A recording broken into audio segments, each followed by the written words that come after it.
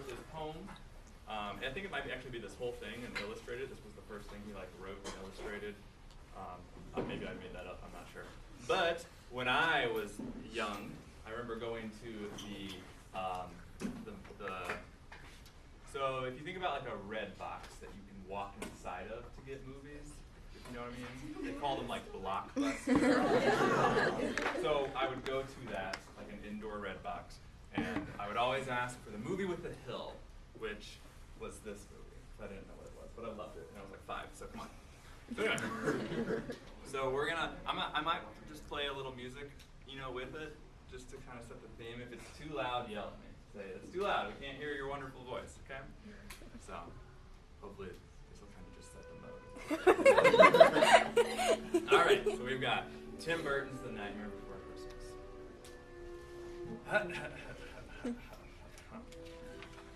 It's too loud. I'm eating right before there's got food in my mouth. Okay. It was late one fall in Halloween land, and the air had quite a chill. Against the moon a skeleton sat, alone upon a hill. He was tall and thin, with a bat bow tie. Jack Skellington was his name. He was tired and bored in Halloween land. Everything was always the same. See him sitting on the hill? So sad. I'm sick of scaring, the terror, the fright. I'm tired of being something that goes bump in the night. I'm bored with leering my horrible glances, and my feet hurt from dancing those skeleton dances. I don't like graveyards, and I need something new. There must be more to life than just yelling, boo. Then out from the grave with a curl and a twist came a whimpering, whining spectral mist. It was a little ghost dog with a faint little bark and a jack-o'-lantern nose that glowed in the dark. It was Jack's dog Zero, the best friend he had. But Jack hardly noticed, which made Zero sad. All that night and through the next day, Jack wondered and walked. He was filled with dismay. Then deep in the forest, just before night, Jack came upon an amazing sight. Not 20 feet from the spot where he stood were 3 massive doorways carved in wood. He stood before them, completely in awe, his gaze transfixed by one special door. Entranced and excited, with a slight sense of worry, Jack opened the door to a white, windy flurry. The music was perfect.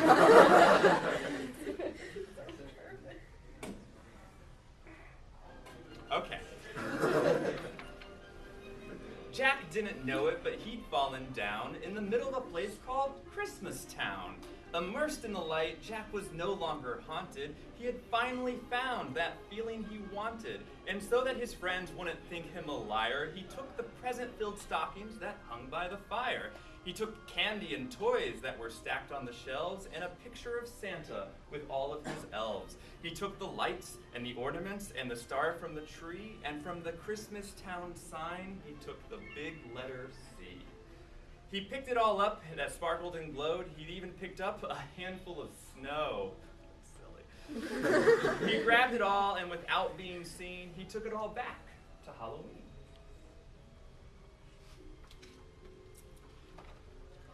Back in Halloween, a group of Jack's peers stared in amazement at his Christmas souvenirs.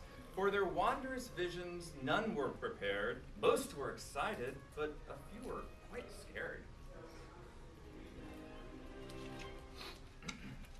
For the next few days, while it lightened and thundered, Jack sat alone and obsessively wondered, why is it they get to spread laughter and cheer while we stalk the graveyard spreading panic and fear? Well, I could be Santa, and I could spread cheer. Why does he get to do it year after year? Outraged by injustice, Jack thought, and he thought, then he got an idea. Yes, why not? In Christmas Town, Santa was making some toys when through the din he heard a soft noise. He answered the door and to his surprise he saw weird little creatures in strange disguise. They were altogether ugly and rather petite. As they opened their sacks they yelled, "Trick or treat!" Then a confused Santa was shoved into a sack and taken back to Halloween to see Mastermind Jack. In Halloween, everyone gathered once more, for they'd never seen a Santa before.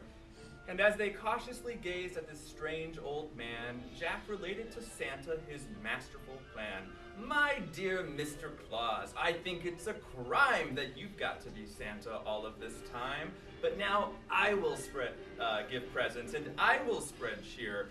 We've changed places. I'm Santa this year. It is I who will say Merry Christmas to you, so you may lie in my coffin, creak doors, and yell boo. And please, Mr. Claus, don't think ill of my plan, for I'll do the best Santa job that I can." And though Jack and his friends thought they'd do a good job, their idea of Christmas was still quite macabre. Does anybody know what macabre means? Not quite right. A little off. Gruesome. Yeah. That sounds better.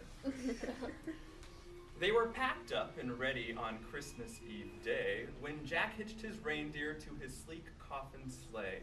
But on Christmas Eve, as they were about to begin, a Halloween fog slowly rolled in. Jack said, "We can't leave. This fog's just too thick. There will be no Christmas, and I can't be St. Nick." Then a small glowing light pierced through the fog. What could it be? It was Zero, Jack's dog. Jack said, "Zero, with your nose so bright, won't you guide my sleigh tonight?" Might be some copyright there. And to be so needed was Jack's great dream. So he joyously flew to the head of the team. And as the skeletal sleigh started its ghostly flight, Jack cackled, "Merry Christmas to all, and to all a good night."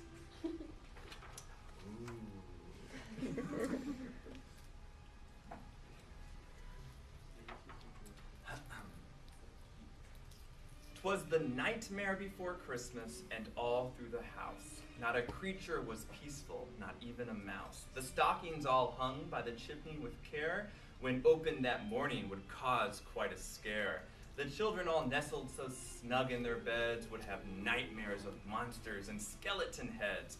The moon that hung over the new fallen snow cast an eerie pall over the city below, and Santa Claus's laughter now sounded like groans, and the jingling bells like chattering bones. And what to their wondrous eyes should appear but a coffin sleigh with skeleton deer, and a skeletal driver so ugly and sick they knew in a moment this can't be St. Nick. From house to house, with a true sense of joy, Jack happily issued each present and toy. From rooftop to rooftop he jumped and he skipped, leaving presents that seemed to be straight from a crypt. Unaware that the world was in panic and fear, Jack merrily spread his own brand of cheer. He visited the house of Susie and Dave. They got a Gumpy and Pokey from the grave. Then on to the house of little Jane Neiman. She got a baby doll possessed by a demon. A monstrous train with tentacled tracks, a ghoulish puppet wielding an axe, a man-eating plant disguised as a wreath, and a vampire teddy bear with very sharp teeth. There were screams of terror, but Jack didn't hear it. He was much too involved in his own Christmas spirit. Jack finally looked down from his dark, starry flights and saw the commotion, the noise, and the lights. Why, they're celebrating! It looks like such fun! They're thanking me for the good job that I've done. But what he thought were fireworks meant for goodwill were bullets and missiles intended to kill. Then amidst the barrage of artillery fire, Jack urged Zero to go higher and higher, and away they all flew like the storm of a thistle until they were hit by a well-guided missile. And as they fell on the cemetery way out of sight, was heard, "Merry Christmas to all, and to all a good night."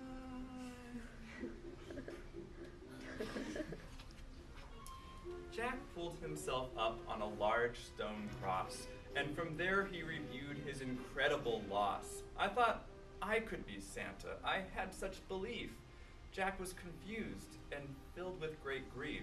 Not knowing where to turn, he looked toward the sky, then he slumped on the grave and he started to cry. And as Zero and Jack lay crumpled on the ground, they suddenly heard a familiar sound. "My dear Jack," said Santa, "I applaud your intent. I know wrecking such havoc was not what you meant, and so you are sad and feeling quite blue. But taking over Christmas was the wrong thing to do. I hope you realize Halloween's the right place for you. There's a lot more, Jack, that I'd like to say, but now I must hurry, for it's almost Christmas Day." Then he jumped in his sleigh, and with a wink of an eye, he said, "Merry Christmas," and bid them goodbye. Back home, Jack was sad. But then, like a dream, Santa brought Christmas to the land of Halloween.